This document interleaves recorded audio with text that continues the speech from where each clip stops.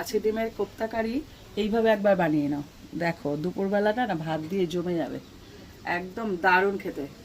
নমস্কার বন্ধুরা, আমার চ্যানেলে তোমাদের সবাইকে স্বাগত জানাই। আজকে মাছের ডিমের একটা দারুণ রেসিপি এনেছি।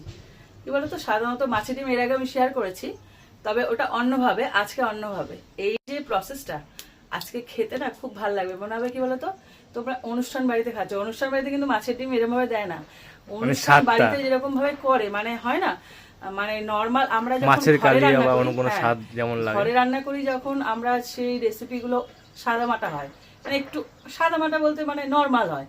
আর আমরা সাধারণত অনুষ্ঠান বাড়ি বলতে কি বুঝি, স্পাইসি এবং টেস্টি, সেই ধরনের একটা রেসিপি কিন্তু এই মাছের ডিমের রেসিপিটা। তো চলো শুরু করা যাক, খুব ইজি। কিন্তু প্রথমে না এই ডিমটাকে তৈরি করে নেব, এটাকে বড়া বানাতে হবে, বড়া বা পকোড়া যা বলো। এখানে 250 থেকে 300 গ্রাম মতন ডিম আছে, কিন্তু দেখো এটা রুই মাছের ডিম নিয়েছি।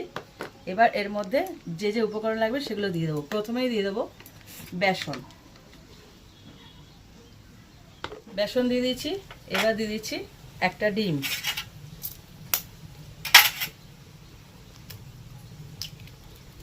এই ডিমটা কেন দিয়েছি জানো তো, এটা প্রথম কথা বাইন্ডিং এর কাজ করবে, দ্বিতীয় কথা মাছের ডিম যখন বড়া ভাজা হয় না, খেয়াল করে মাছের ডিমটা না ফাটে, পুটপুট করে ছোট ছোট তো গায়ে আসে, আর ডিমটা দিলে কি হবে সেই জিনিসটা হবে না, তার জন্য ডিমটা দেওয়া, একত্র হয়ে থাকবে। ওরে বাবা কি বাংলা। দিয়ে দিয়েছি স্বাদ মতো লবণ, একটু লঙ্কার গুঁড়ো, যেই মাছের ডিম আছে উনি মাছে আসছে, একটু হলুদ, হলুদ নয় হলুদ গুঁড়ো, একটু গরম মশলা। এই যে বড়াটা বানাবো না, তোমরা চাইলে শুধুও খেতে পারো। ধরো অনেক বাচ্চা থাকে না, রান্না করতে করতে মা একটু দাও না, এই যে আমার এই বুড়ো বাচ্চা কিছু রান্না করলে ও মা একটু দাও না, ওই জন্য আমি বলছি। এবার এটাকে ভালো করে চটকাতে হবে।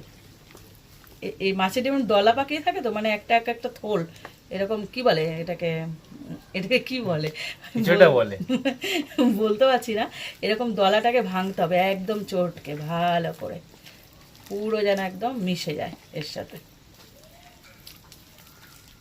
দেখো উনুন ধরিয়ে দিচ্ছে ইনি, আমি কড়াই বসিয়ে দিচ্ছি।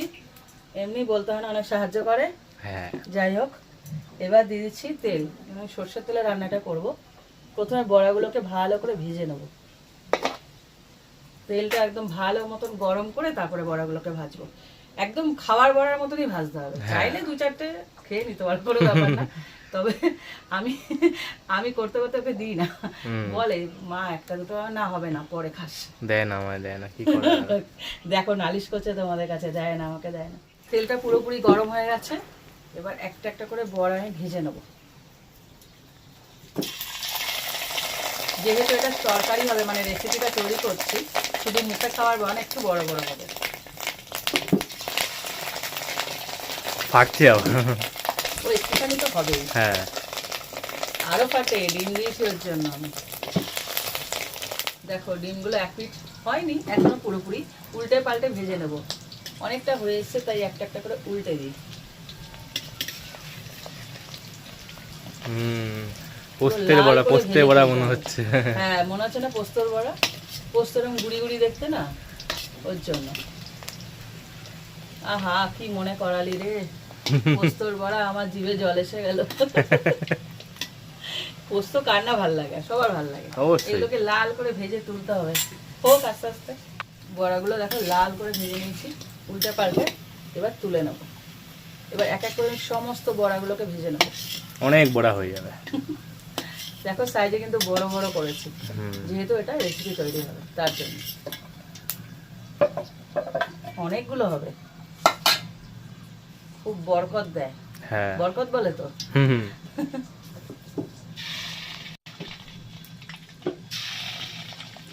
আজকে কাঠগুলো না বড্ড বিয়ারা কাঠ, আস্তে আস্তে জ্বলছে। কেন কেন অনেকগুলো দিয়েছি, তাও মানে ফ্লেমটা হাই হচ্ছে না। দেখো কি আস্তে আস্তে জ্বলছে, এই শুরু হচ্ছে, আস্তে আস্তে বাড়বে ধাপ করে। হয় একদম অনেক হয়ে যায়, না হলে একদম জীবন, একদম কথা শোনে না। সমস্ত বড়া দেখো ভাজা হয়ে গেছে, দেখতে পাই না এই পাশেরটা আমি। এবার এখানে আরেকটু তেল দেবো সামান্য, এবার ওর মধ্যে দিয়ে দিচ্ছি গরম, ওর মধ্যে দিয়েছি গোটা গরম মশলা আর তেজপাতা। একটু ভেজে নেবো এটাকে। এবার এই যে ডুমো ডুমো করে কাটা আলু, ঠিক দেখো কেমন সাইজ করেছি, এই আলুটা দিয়ে ভেজে নেবো।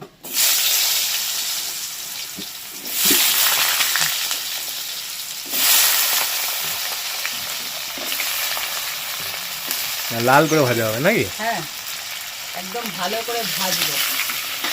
এটা ভাজতে ভাজতে এদিকে আমি যা বাটাবাটি আছে করে নিই, যেটা করবো আর কি। এটা যেহেতু মাছের ডিমের বড়া, এখানে রসুন একটু বেশি যাবে। অনেকটা রসুন নিয়েছি, রসুনটা নিয়ে নিলাম।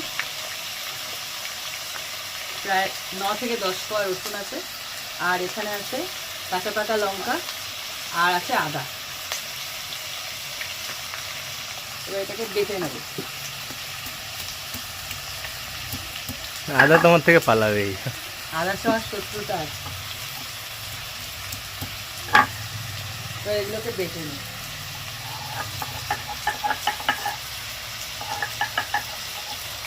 মাছের ডিমে একটা আঁশটে গন্ধ থাকে, তার জন্য রসুনটা না একটু বেশি করে দিতে হয়।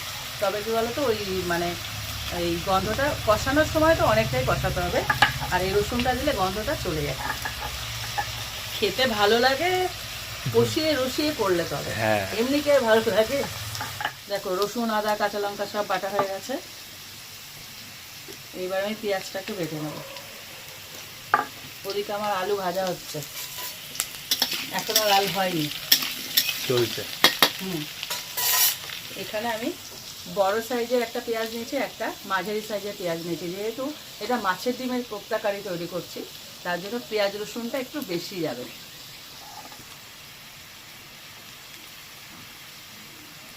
এবার সব কটা পেঁয়াজ আমি বেটে নেব। কতটা পেঁয়াজ, পুরো শিল ভরে গেছে।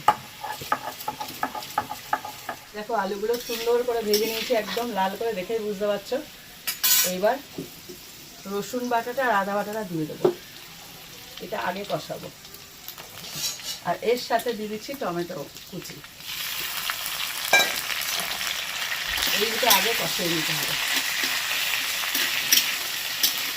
কেন রসুনের একটা মানে গন্ধ থাকে, ওটাকে ভালো করে না কষালে না একটা কাঁচা গন্ধ হবে।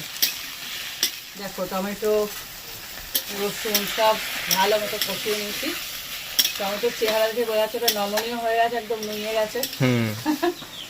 এইবার দিয়েছি পেঁয়াজ বাটাটা, আর পেঁয়াজ বাটার সাথে দিয়ে দেবো সমস্ত মশলাগুলো। দিয়েছি স্বাদ মতন লবণ, অবশ্যই স্বাদ মতো লবণ। আর একটা কথা, এটা তো পকোড়া করে করেছি, মানে বড়া করে, তো বড়াতে না ঝোল টেনে নেবে, মানে জলটা সেই বুঝিয়ে দিতে হবে কিন্তু, আর লবণটাও সেই বুঝিয়ে দিতে হবে। মানে একটু গা মাখা মাখা ঝোল থাকবে, কিন্তু একটু জল যেন থাকে, নাহলে পুরো টেনে নেবে কিন্তু।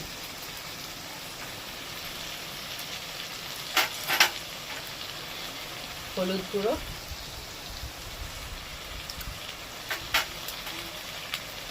ঝাল লঙ্কার গুঁড়ো 1 চামচ, আর জিরের গুঁড়ো 1 চামচ।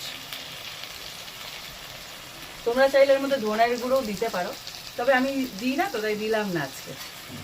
এটা দিয়ে ভালো করে কষাতে হবে, এটা শুধু কষানোর পালায় যাবে যতক্ষণ না তেল ছাড়ছে। পুরোপুরি কষানো হয়ে গেছে, দেখো দেখেই বুঝতে পারছো, একদম কষানো রেডি। এই অবস্থায় খেয়ে নেবো কি? না, রসুনের যে গন্ধটা পুরোপুরি কষানোর পরেই চলে যায়। হ্যাঁ, এবার দিয়ে দেবো জল। খুব সহজ রান্না, সহজ রান্না, খেতে মারাত্মক টেস্টি।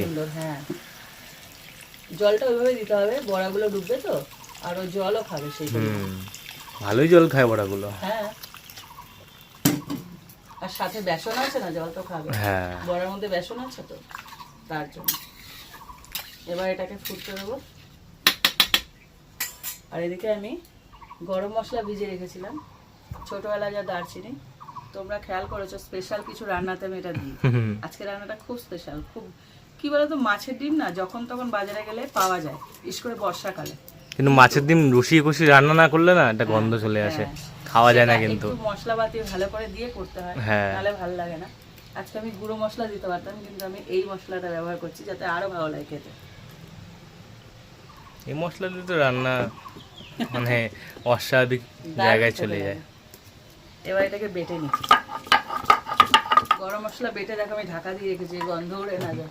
আমি সাধারণত সঙ্গে সঙ্গে দিই, আজকে একটু দেরি হয়ে গেল, আগে বেটে ফেলেছি। হ্যাঁ, আমি মাছের ডিম দেখে খুব এক্সাইটেড হয়ে গেছি। দেখো এই যে অনেক আর কি হচ্ছে, বাস কাজের কথা বলি।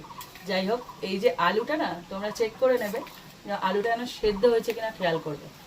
একটু আগেই ফুটে উঠেছে, আলু এখনো সেদ্ধ হয়নি। আলু যখন সেদ্ধ হবে তখন গিয়ে মাছের ডিমটা দেবে, কেননা মাছের ডিমটা মানে বড়াটা, মাছের ডিম নয় বড়াটা, ওটা দেওয়ার 3 থেকে 4 মিনিটের মধ্যেই কিন্তু নামিয়ে ফেলতে হবে, বেশিক্ষণ ফোটানো যাবে না। তাই জন্য আলুটা তখন আর সেদ্ধ হওয়া দরকার নেই, আলুটা আগে সেদ্ধ করে নিতে হবে। আর জলটা সেই বুঝে দিতে হবে, মানে আলুটাও সেদ্ধ হবে, মাছের ডিমও পড়বে, একটু গা মাখা মাখা ঝোল থাকবে। আমার জ্ঞান দেওয়া শেষ। দেখো আলুগুলো সেদ্ধ হয়ে এসেছে, ঠিক এই সময় দিয়ে দেবো পকোড়াগুলো। পকোড়া না বড়া আর কি, বড়া। বারবার পকোড়া খেয়ে কিনা অভ্যাস হয়ে গেছে, তাই পকোড়াই বলে ফেলি। এই জন্য বলি এত পকোড়া খেও না। তাই বুঝি, সত্যিটা বলবো, কে পকোড়া খায়। এবার এগুলোকে ডুবিয়ে দিতে একটু ধনেপাতার দরকার ছিল এখানে। ধনে পাতা নেই আমার কাছে, পাইনি আমি। গরম এটাই পড়ে গেছে তো, সমস্যা। সবসময় হাতের কাছে সব বিক্রি হচ্ছে না বাজারে। এইবার দিয়ে দিচ্ছি গরম মশলাটা, আমার তস হচ্ছে না এটাকে দেওয়ার জন্য। দেওয়ার সাথে সাথে কি সুন্দর গন্ধ বেরোয়। হ্যাঁ, তোমরা কে কে দিয়েছো আমায় কমেন্ট করো, তাহলে বলো তোমরা যারা ইউজ করেছো এই গরম মশলাটা দিলে ভালো গন্ধ বেরোয় তো। হ্যাঁ। এবার এটাকে ফুটাবো। দেখো কতটা ঘন হয়েছে, নামানোর পর আরেকটু বসে যাবে। হ্যাঁ, তো আর একটু ঝোল খেয়ে নেবে ওরা। হ্যাঁ, ঝোল খেয়ে নেবে না, যা খাবার খাওয়া হয়ে গেছে, এবার ঘন হবে, হুম। মানে ঝোলটা গা মাখা মাখা হয়ে যাবে। তো রেসিপিটা এখানে শেষ করলাম। তোমরা মাছের ডিম এনে এইভাবে কোপ্তা বানিয়ে খেও, এটাকে কোপ্তাই বলে। বড়া করে করেছি যেটা, খুব খুব সুন্দর খেতে, কিন্তু আমি বলছি যারা খাওনি তারা ট্রাই করো, আর যারা খেয়েছো তারা তো জানে, তারাও একবার ট্রাই করো আমি যেভাবে বানালাম। ভালো লাগলে লাইক দিও। তো এরকম আরো রেসিপি পেতে আমার চ্যানেলটা সাবস্ক্রাইব করে দিও। তো আজকের মতো টাটা। টাটা।